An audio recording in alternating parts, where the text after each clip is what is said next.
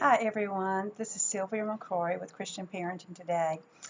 I have a little video that I wanted to do, or that I wanted to let you know. It's about online games or video games. So it could be a video game or an online game. I'm going to just use the two synonymously. I'm sure that a lot of you have your children addicted to these games. Now, I've told you before, my children are grown. However, I have had my children, um, the smartphones only came about in their adult lives. And my son started playing video games, I guess maybe in college. My oldest son, and he really got hooked on them. So when the smartphones came out, it was just something as a time killer. When he was on his way to work, he would ride the train. He lived in New York, so he'd ride the train, and it was just a time killer. But he did become addicted to it, and he just really loved to play these video games. Well, and I'm sure that you are having this. And now the concern is these games are designed, there are so many more out there now. And he no longer plays the video games because he has gotten out of it. But at that time, there weren't that many. Now there are so many games and they're designed for so many ages. It seems that our children are just being rude when they're on those games. Well, that's not the case. The case is our children have been used and are being used. And if we are hooked on video games or online games, we are being used. There's a man, and you can see, you can look up this paper. But anyway, his name is John Hobson, and he's one of many, but he is one of the outspoken ones. When he was working on his PhD at Duke University in behavioral and brain science, his paper was behavioral game design. He spelled out how to take the behaviors of children to make a game that they would not be able to walk away from. It was almost a recipe for how games should be designed to addict them, to make them want to buy them, to make them want to go to the next level. So in this paper, let me just tell you a few things. He also used, for those of you that studied anything in psychology, some of the work of B.F. Skinner, who was a renowned psychologist, to decide to start this, to look at it. So, and I think since then he has worked with Microsoft, and he may still be working for Microsoft. He has been hired by some of the other game designers now because he knows how to do this. So what it is, they decide, or the designer decides how frequently the player needs to get rewarded. So the rewards could be that after they complete a certain level, then they get rewarded. So that once they get that reward, then the dopamine in our brain kicks in saying, oh, that's good. So now there is the need to go and do it again, so that you're going to continue from that level to the next. So with each level, you get the reward. Now there's some other things too. They determine how the awards are given out and how often they're going to be given out. Also, when I was doing this research, and this is just a little background, did you know that the gaming companies have people that bring in uh, game participants to play, and they watch to see when they're going to walk away, when their frustration is going to be so much until the point that they walk away. So they're going to do things to prevent them from walking away. And if they walk away, then they're going to change the game to keep them involved in the game. So there could be, sometimes there's something like, I said levels, you could get rewarded there.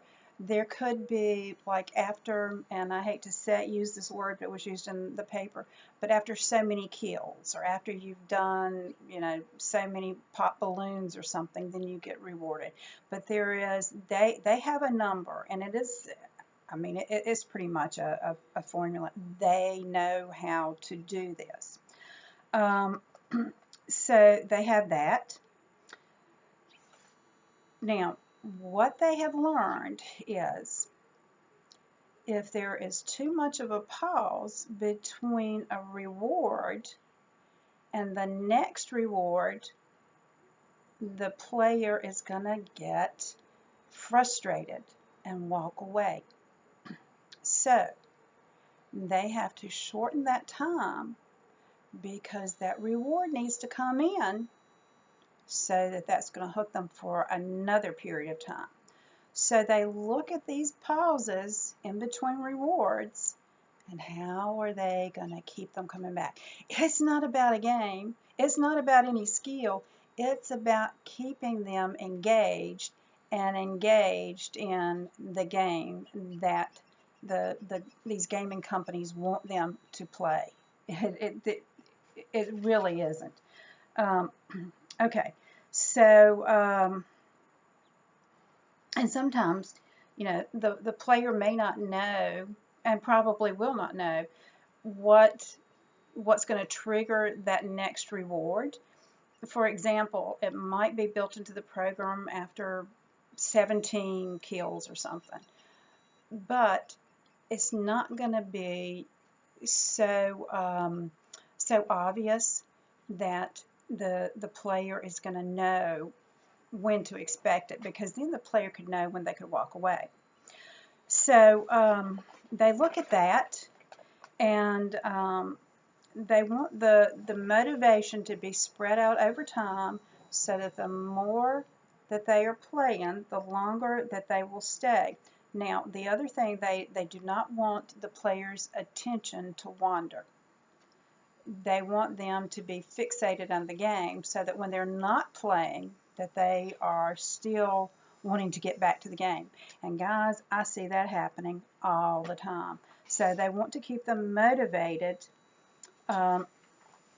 when they are not playing, that they're going to want to get right back to it. Let me see if there was something else I wanted to tell you too. So if they get to something called extinction, then that is a lot of frustration on the player. So, and anger on the subject. So as they were looking at these players, they didn't want to get them too frustrated. So that was one of the things, and I'm kind of glancing over my notes here, but they want to make sure, like I said before, that they are keeping you right there into the game. So they want to also know that whatever skill,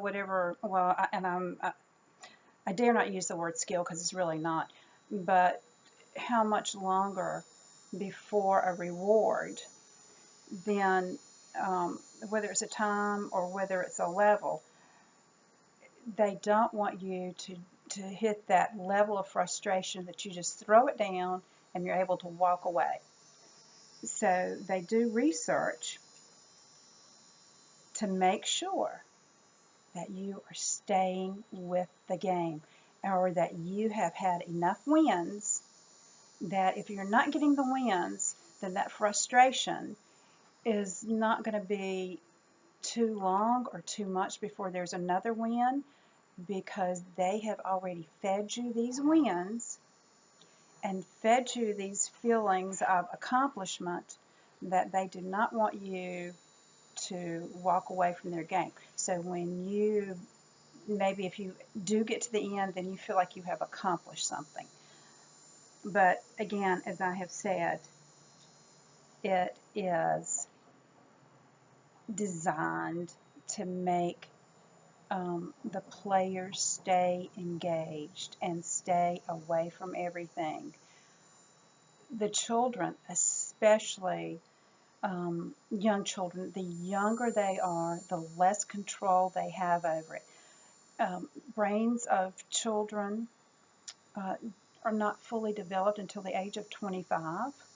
So young children playing these games is more dangerous for them in the sense that they're not using their brain for normal activities that would cause growth. They're just using it for some mindless thing. So be careful about that. I am also going to do some videos about gaming addiction and some other stuff. And like I said, I am putting all this into my book. I hope that when that's finished that you will be looking for that. But the whole point is, if you are buying your children video games, or if your child is playing something online, make sure that you have done the research, that you know what it is they're doing, and that they have the ability to walk away. If they're not sleeping because of it, if they are not doing their schoolwork because of it, the game has sucked them in. You get back that control. This is Sylvia McCrory with Christian Parenting Today. Have a wonderful day. Thank you so much.